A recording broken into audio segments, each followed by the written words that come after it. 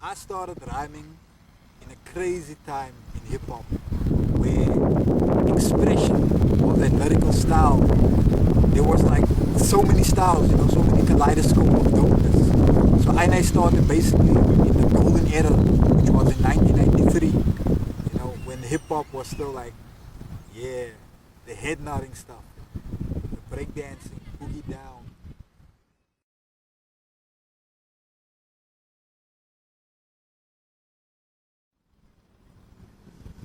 It was the honesty of hip hop. It was the sincerity, the way they were coming across, the way they were painting pictures with their words. You know what I mean? Like for me, like I just picked up on the storytelling, and I was like, yo, check this. How did this guy actually do this? It's like he's a poet, but yet he's rhyming on the beat, and his delivery is actually one with the beat, making him actually part of the music, like he's just another instrument.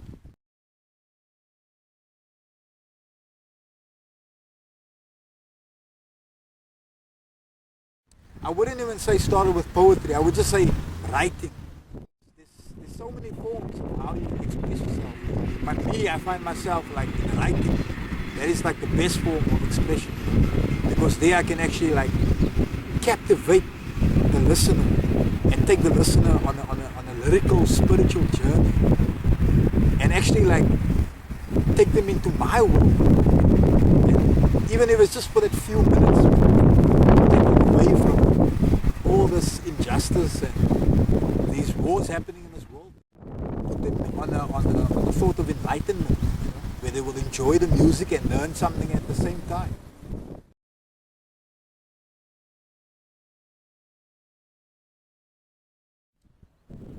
I was living in a place called Mitchell's Plain, where I am still currently living. It is a place called Eastridge, better known as De Willetuin, because Wild Town. the wild town, the wild garden, where the wild things are. And before, like, it was taken over by drugs and gangsterism. I mean, gangsterism and drugs has always been there, but there was a time where, at least in my time when I was younger, there was like different forms of expression everywhere, whether people were kicking rhymes or whether they were preparing themselves for a show that was going to come up for the Friday, whether it was different dancing styles, whether they were freestylers or break dancers. Like there was crazy crews back then.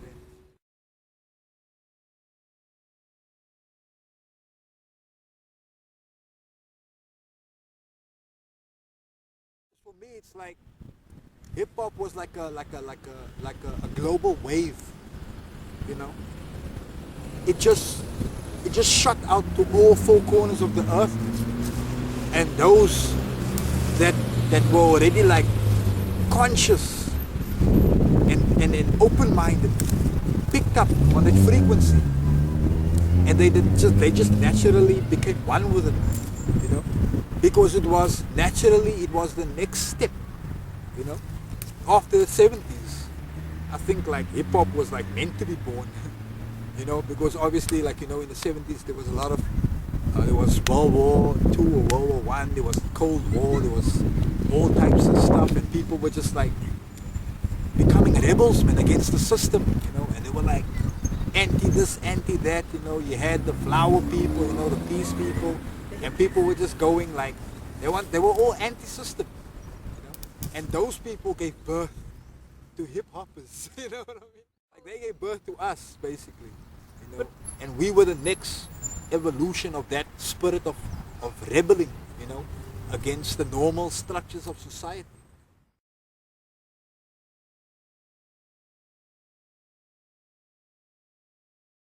Hip hop was like born out of all the shit in this world, basically, and because hip hop was like the voice of reason, the voice that was coming from the unspoken people, the unspoken word, We could actually now tell people how we feel, but through music.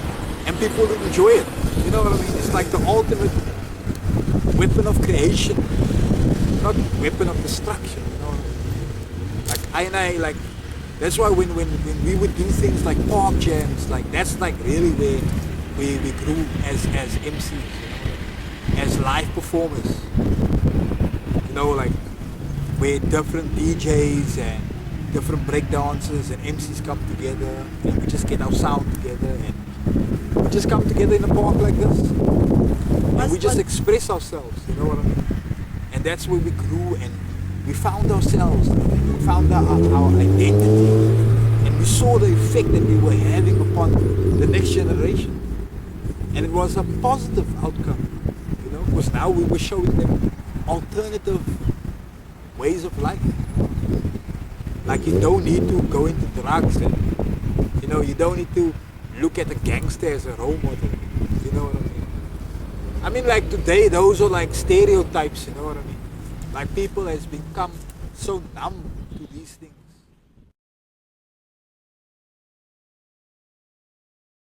Like the things of that's happening in this world, we have all become numb to the violence that is happening on Mother Earth. You know?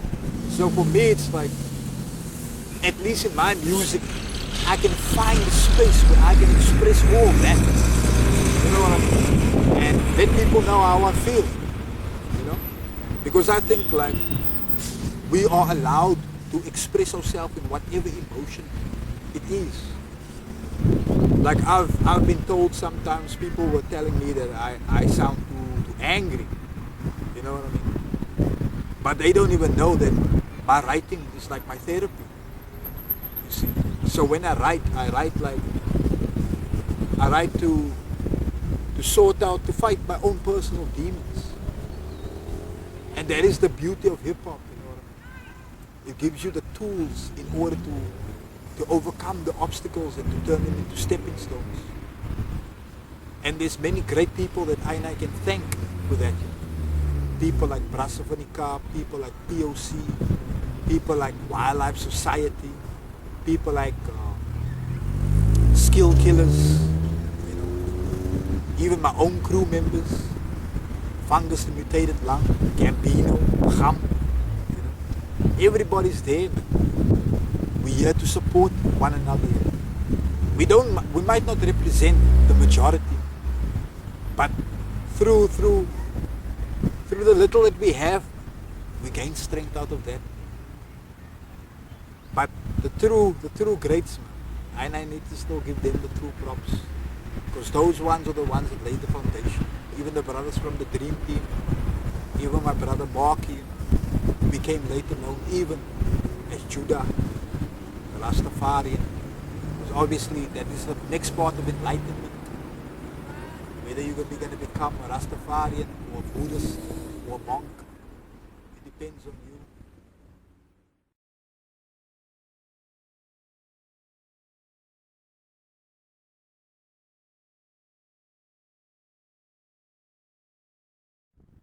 Definitely.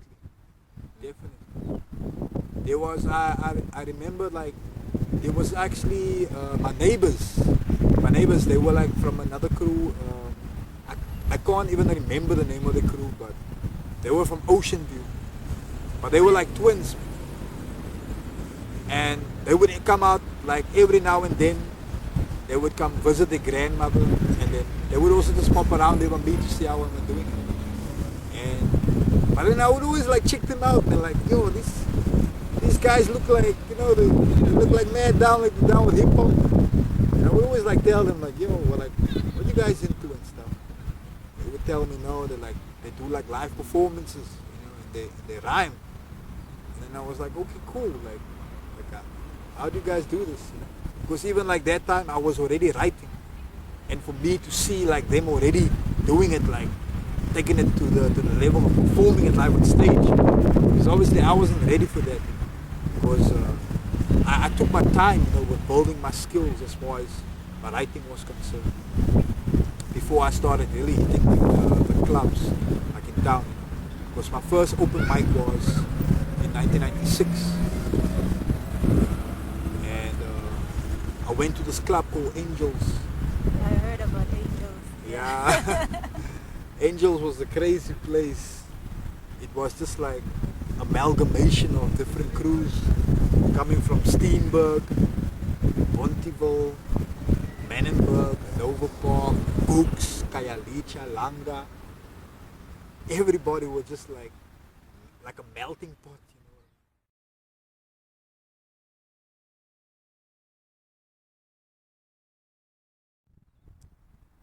Yo, damn, that's a good question. um, I remember there was various people that used to throw events there. Actually, it used to be like a space. It wasn't like this was like the hip hop club.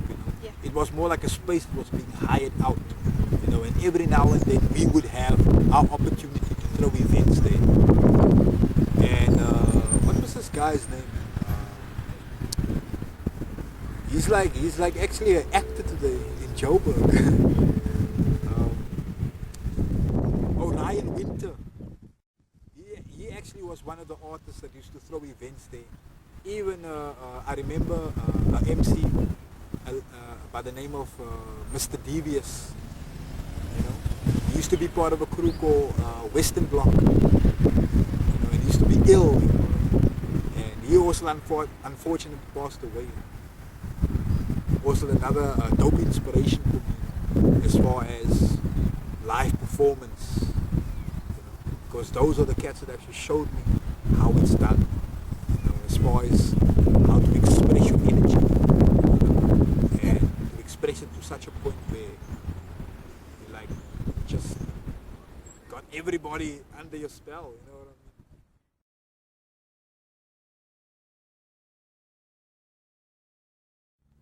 I wasn't always garlic brown. I wasn't always. I think I evolved into that character. I used to be part of different crews. Back in the days, I used to be part of a crew called Parliament.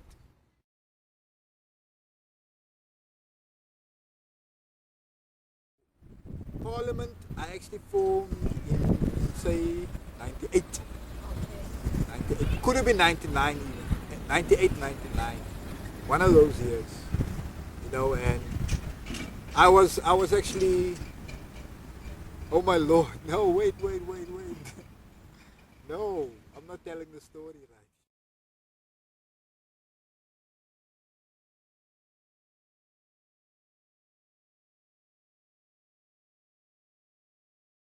I actually had a name then. Okay. I call myself Equinox. Yeah. I have a friend called Equinox. For real?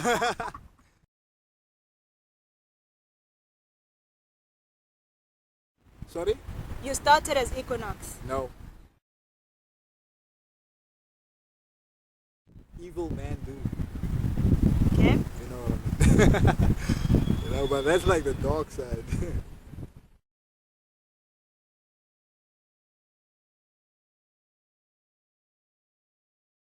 To tell you the truth, there was another crew before Parliament. I'm just remembering. This was the time when I was in high school.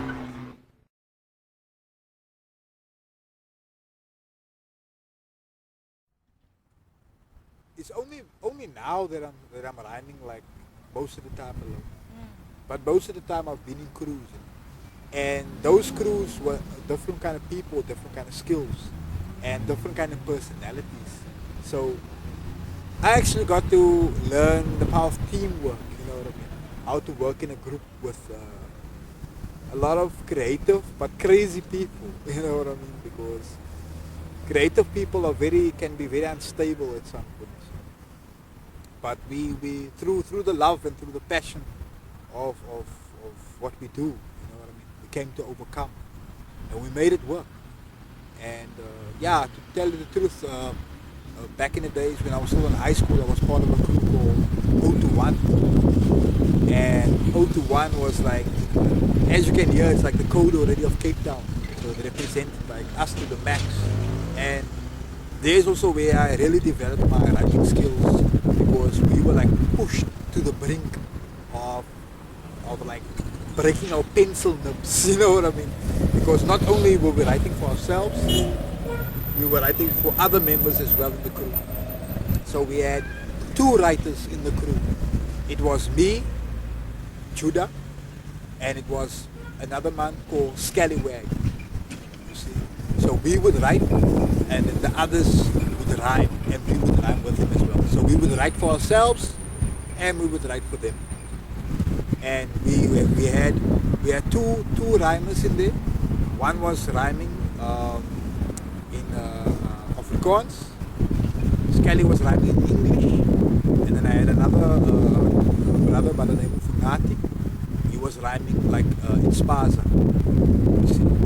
And then then we had two vocalists. One was called LA Flame, and the other one was called Veronique. You know, and they used to be like the vocalists.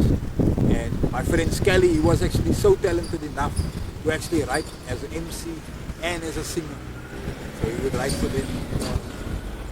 And yeah, and that's where we really developed. And we did a lot of like shows, like a lot of school shows, like Valentine's Day events. But yeah, I would say that was our humble beginnings. And even it came to a point where we were actually like, we had a manager, you know, and our manager actually took us as far to meet up with this other guy that used to live in Fisher. I can't get his name right now, but he actually he's the one responsible for the success of Mendoza.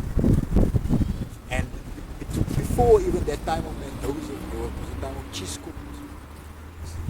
So they were all together, and so for me it was very cool that we could even record in that very same studio as Mendoza and Chisco.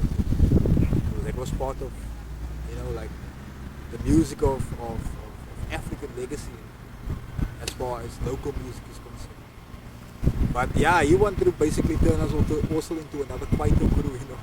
And I was like, nah, I love my hip hop too much. That is like my form of expression. I'm from the school of hard knocks. And I mean, like, I know like there's a lot of cats out there that will feel the Kwaito, enough respect to them, you know. But for me, hip hop is my form of expression. And I just love the lyrical wizardry behind it.